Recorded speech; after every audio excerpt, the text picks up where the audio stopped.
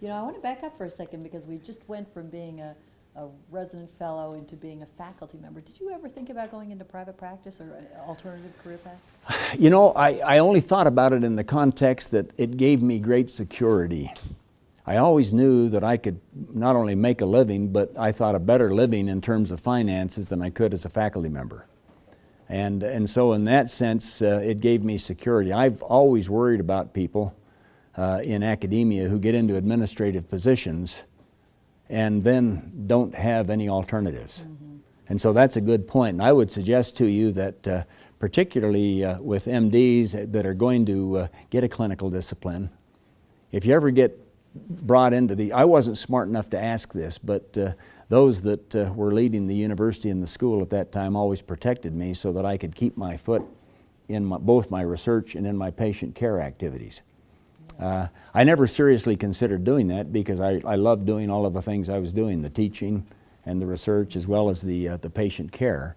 But the thing that helped me is that it gave me the sense that if I felt I'd done what I needed to do, or I was in a situation where I would be uncomfortable at best or compromised at worst, I could go out and do something else. So, but that's the only thought that I ever had about it. And I didn't criticize that, but I just, you know, felt good about it in that context. Mm-hmm. But never seriously once have ever considered going into practice. And now at my advanced age and being out of it for so long, I wouldn't consider it in the future now, even though I'm going to do something else when I'm through doing what I'm doing. Mm. And I don't know when that is. Mm. Well, were you drawn to the research, or do you think the clinical care is actually different in academics compared to private practice? You know, never having done private practice, the only private practice I've ever done is during the, let's see, I guess it was the first Gulf War. Mm-hmm. One of our former fellows, Jeff Matthews, a graduate of the University of Utah, and sent him off to Duke for his fellowship and or for his residency, and he did his fellowship with us. And he was practicing in Provo and was called up because he was in the reserves. And in order to preserve his practice while he was gone, I and a couple of three other people went to cover his patients. And so for about 6 months, I spent about a half a day a week.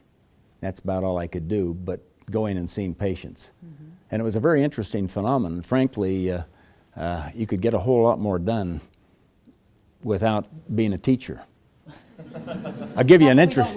We love you, and that's the fun part of it. But you know, I just tell you a real story. We recently passed Martin Luther King's birthday holiday, and when I was on faculty and staff here, Monday was our clinic day. I think it could have been President's Day, but it was one of the Monday holidays, and I got a call on late Friday afternoon from the scheduling person who said, "I hope you're not going to fire me. I've done something terrible. I don't know what to do about it at this point, but I'll try to do my best." I said, "Well, what have you done?" She said, "I forgot that it was a holiday, and so we won't have any students, residents, or fellows in the clinic on Monday. And we've got all these patients scheduled." I said, "That's fine. We'll be fine." "Well, you don't understand. You know, we've got maybe 40 or 50 patients that are going to be here, and you're not going to have any help." Well, I knew all of the patients, and so the faculty can tell you that it's wonderful because I enjoy the interaction, but typically a senior physician or a faculty member who knows the patients, as I knew most of them, I think there were a couple of new ones, but that most of them were people for ongoing therapy on various drug trials and so forth, can move through very quickly. And so as you get started, don't worry that it takes you 2 or 3 times as long as it will take you later on, because that's what you have to do. That's what you should do. But then the faculty attending, if she or he is doing the right job, will have to listen carefully. Will have to ask you some questions. If they're doing their job, they'll ask you some questions you haven't thought about, so you go back and have to ask some more questions. You'll need to do a very thorough exam, and because you don't know the patient, you will have a tougher time telling whether they're better or worse or whatever else. And then the attending, if the attending is the kind of an attending I think that you ought to be, and I always tried to be, would be to take time not only to see that the patient's needs were met, but explain why you were doing what you were doing or not doing whatever you did. Now that was fascinating for me. Sure. but it took a whole lot more time than just seeing the patient yourselves. Yeah. So, you know, Yeah. that has been interesting, and you can do that. And but I always loved what I did, and one of the great things about my career here was that I always wished I'd had a little more time for my patients and for my teaching and for my research. Yeah. And so I came to believe, you know, that's really perfect, Yeah. because I enjoyed getting up in the morning and always happy to do the things that I got to do. Yeah. Well, you have had a really pretty fantastic career. Although you weren't in private practice, you then went on to become a leader of Intermountain. And I don't know much about what it's actually like in Intermountain, but I imagine that the culture is probably kind of different. I'm interested in your observation. In some respects it is. It was fascinating. People say, how could that ever happen? Well, it came at a time, and I won't go into all of the details, but I felt like I'd done all I could and should at the university. Although I continued, after I went to Intermountain full time, I had an adjunct appointment and continued to see my patients here in the university clinic. Yeah, good. And that's why you know, I'm familiar with the place. But during the time that I was in the administration, it was during the time when we brought Primary Children's Hospital to the university campus. And that was a very interesting phenomenon. There aren't many places in this country or anywhere in the world where that could happen, to bring a private hospital onto state-owned ground and to have the full agreement not only of the government, the legislature, the governor, and the local officials, but the very able and strong opinioned folks in both the university system and in the private system. But it was a great thing because everybody acknowledged that Intermountain on their side could not have a first-rate pediatric hospital without having the wide cadre of specialists that would require faculty appointments. These kind of good people wouldn't come here if they weren't Right. faculty people with the opportunity to do research and other things.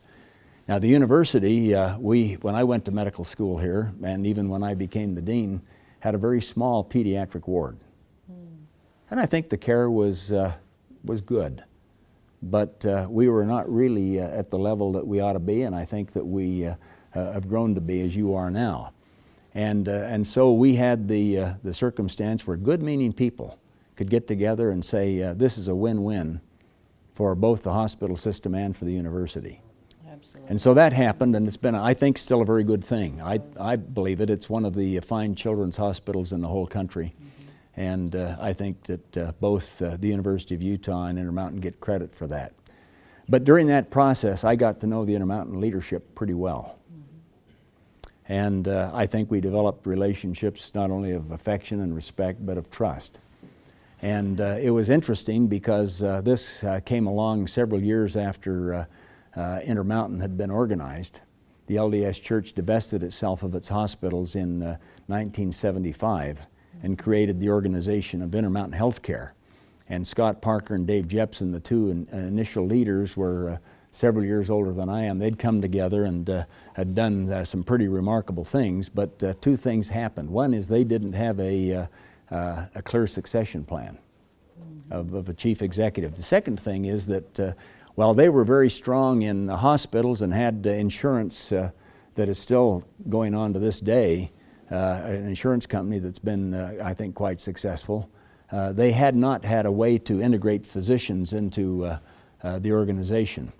And they developed the view with their board and others that one of the ways perhaps to do that would be to have a physician chief executive.